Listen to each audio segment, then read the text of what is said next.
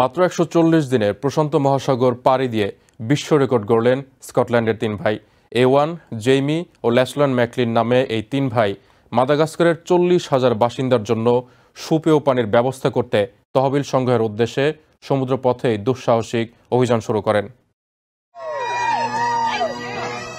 তিন স্কটিশ ভাই A1, Jaime ও ল্যাচলান McLean গত ১৩ এপ্রিল বৈঠা বেয়ে ছোট ডিঙি নৌকায় করে প্রশান্ত মহাসাগর পাড়ির এক দুঃসাহসিক অভিযান শুরু করেন তারা। প্রায় ১৪,৪৮৪ কিলোমিটার পথ পাড়ি দিয়ে শনিবার অস্ট্রেলিয়ার কুইন্সল্যান্ডে পৌঁছান অভিযাত্রী তিন ভাই। স্কটল্যান্ডের ঐতিহ্যবাহী ব্যাকপাইপার বাজিয়ে ও রঙিন ধোঁয়া দিয়ে তাদের স্বাগত জানান স্থানীয়রা।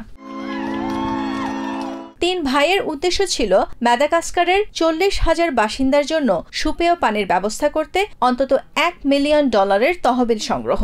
তবে এরই মধ্যে তারা সংগ্রহ করেছেন $৯৪৫,৩৫০। পাশাপাশি তাদের ইচ্ছে ছিল নৌকায় করে প্রথমবারের মতো প্রশান্ত মহাসাগর পাড়ি দিয়ে বিশ্ব রেকর্ড গড়া। জেইমি ম্যাকলিন জানান, এই অভিযানটি অবিশ্বাস্য ছিল।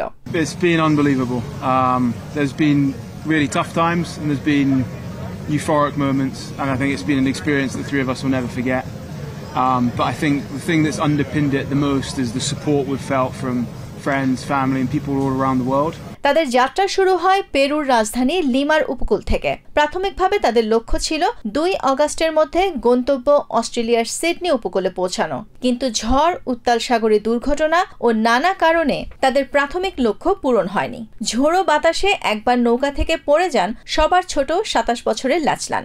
সাংবাদিকদের কাছে সেই মুহূর্তের বর্ণনা দেন তিনি। I didn't know what had happened. I thought we'd capsized.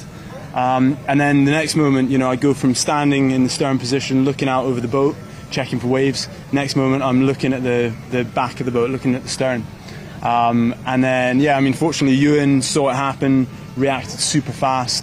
I was clipped on, so I was getting trailed behind the boat, and Ewan helped me back inboard and.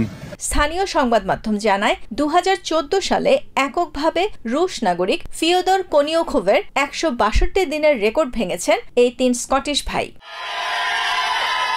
Nahid Sihan, TVN24 news desk.